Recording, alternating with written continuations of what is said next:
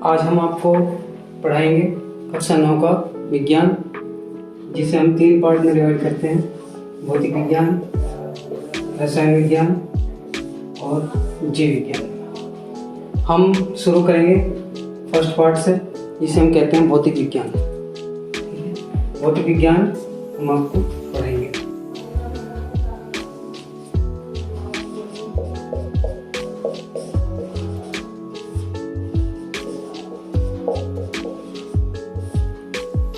भौतिक विज्ञान में जो है वो सबसे ज़्यादा आपका फोकस रहेगा फॉर्मूला बेस।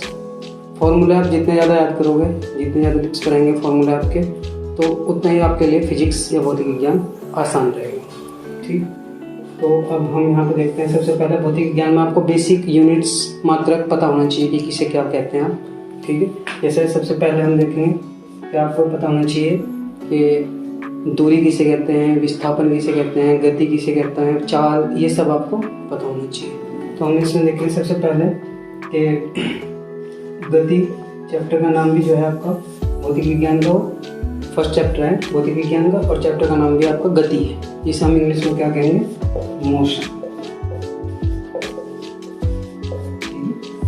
तो ये आपका पहला चैप्टर है। यानी कि हम शुरू करते हैं कक्षा 9 का विज्ञान, और विज्ञान के अंदर फर्स्ट पार्ट शुरू करेंगे भौतिक विज्ञान, और भौतिक विज्ञान के अंदर पहला चैप्टर है हमारा गति, जिसे हम कहते हैं मोशन इंग्लिश में। तो जैसे कि हमने आपको बताया कि हम आपको पढ़ाएंगे कक्षा 9 का विज्ञान, और विज्ञान के अंदर हम भौतिक विज्ञान के अंदर हम पहला चैप्टर लेंगे आपका गति, जिसे हम इंग्लिश में कहेंगे मोशन।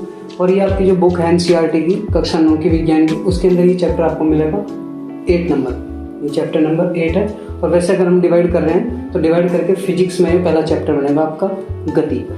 ठीक है, गति के अंदर सबसे पहले जो है आपको पता होना चाहिए दूरी। ठीक, जैसे हम इंग्लिश में बोलेंगे डिस्टेंस, दूरी, डिस्टेंस। अब डिस्टेंस किसे बोलते हैं? डिस्टेंस बोलते हैं जैसे आपने पॉइंट ए से कोई दूरी, आपको पॉइंट ए से पॉइंट बी पे जाना है। ठीक है, अब आपको इसमें ये बोलना है, ये देखना है कि आपको जो है ना पॉइंट ए से पॉइंट ए पे जाना है, वो आप कैसे भी जा सकते हैं। ठीक है, तो पॉइंट ए से और पॉइंट बी तक तय की गई, मतलब आपकी तय की गई कुल 4, और उसमें लिया गया समय। ठीक है, ये दोनों चीजें इंक्लूड होंगी, लेकिन अभी हम केवल दूरी की बात करेंगे। तो दूरी जो है ए से बी तक जितना भी हम चलेंगे वही हमारी दूरी कहलाएगी। ठीक है, तो ये ध्यान देना, दूरी इसे बोलेंगे आपको। उसके बाद आएगा आपका विस्थापन। विस्थापन को हम इंग्लिश में बोलते हैं डिस्प्लेसमेंट। डिस्प्लेसमेंट हिंदी में विस्थापन और इंग्लिश में डिस्प्लेसमेंट। अब देखो दूरी और विस्थापन में क्या अंतर है। दूरी हम किसे बोलते हैं? जैसे आपने ए से बी तक की कोई भी दूरी तय की, आप कैसे भी गए, ठीक है, ये बोल देंगे कि या तो आप यहाँ से डायरेक्ट यहाँ पहुँचेंगे या यहाँ से यहाँ, तब आपको ए से बी तक पहुँचना है, ए बिंदु से बी बिंदु पर पहुँचना है। उसके बाद विस्थापन किसे बोलते हैं? ठीक है, विस्थापन बोलते हैं कि आपने जो भी ए से बी तक आपकी जो दूरी थी, ए से बी तक की जितनी भी दूरी थी आपकी, कम से कम समय में आपने उसे तय की है। तो जो भी आपको कम से कम समय लगा है, ठीक है नहीं, या minimum time and minimum distance, यानी कि कम से कम समय और कम से कम दूरी तय की, ध्यान रखना है, तो उसे हम डिस्प्लेसमेंट बोलते हैं। जैसे आपको ए से बी तक जाना था, ठीक है, तो एक व्यक्ति है जो पहले यहाँ गया, फिर यहाँ, फिर यहाँ, फिर यहाँ से यहाँ पहुँचा है। ठीक है, एक व्यक्ति है जो ए से बी तक डायरेक्ट गया सीधा, ठीक है, स्ट्रेट ऐसे सीधा पहुंचा है। तो अब ये जो ऐसे जा रहा है ना, ये जा रहा है, ये क्या है? दूरी। और ये सीधा यहाँ से यहाँ तक पहुंच रहा है, ये क्या है? विस्थापन। यानी कि आपको ध्यान है मिनिमम डिस्टेंस, यानी कि ज्यादा ना आपको चलना पड़े, ठीक है, कम से कम दूरी, वही आपका विस्थापन कहलाती है। ठीक है, कम से कम दूरी जहां भी आप तय करोगे वही आपका विस्थापन कहलाएगा। तो देखना है, हम विस्थापन का आपको एग्जाम्पल बताते हैं दूसरा।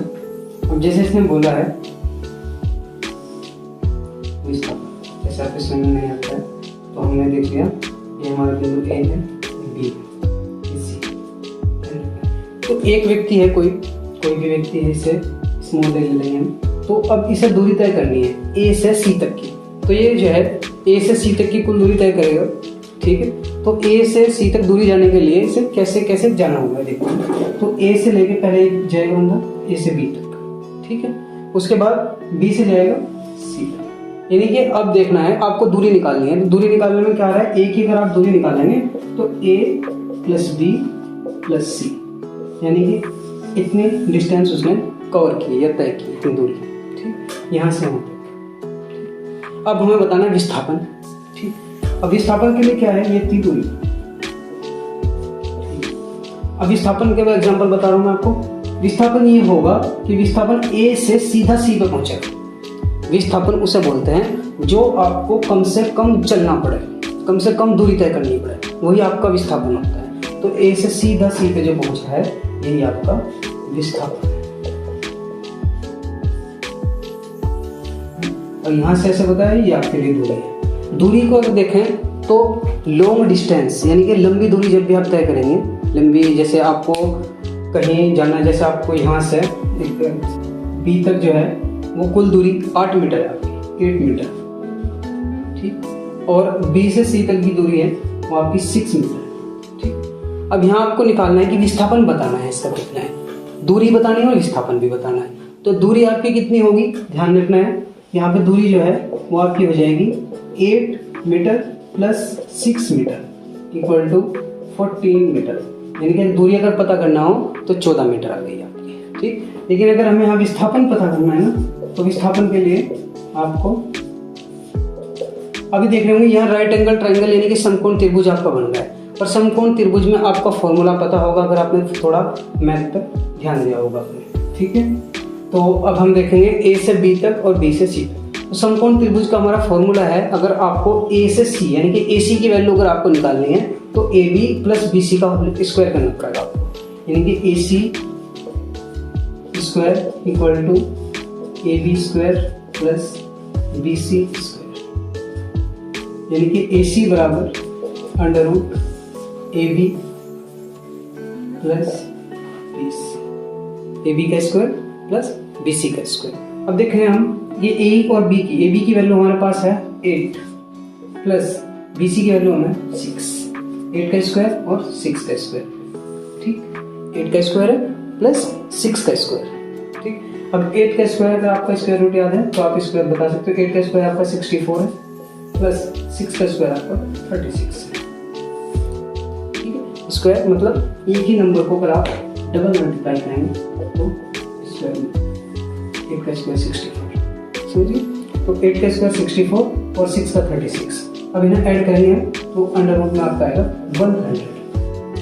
अब ध्यान रखना है आपको, अगर स्क्वायर रूट याद है तो 100 को आपको पता होना चाहिए किसका स्क्वायर है। तो 100 जो है आपका वो 10 का स्क्वायर है, तो 10 मीटर आपका जो है वो ए सी की वैल्यू आएगी। अब देखेंगे अगर आप के विस्थापन आपका आया है 10 मीटर और दूरी कितनी आएगी आपकी 14 मीटर, डिस्टेंस दूरी कितनी आएगी आपकी, ये आपका विस्थापन है। और दूरी जो है आपकी वो आएगी आपकी कुल दूरी 14 किलोमीटर। तो आप देख सकते हो कि दूरी जो है हमेशा आपकी ज़्यादा आएगी और विस्थापन आपका हमेशा कम आएगा, ये ध्यान रखना।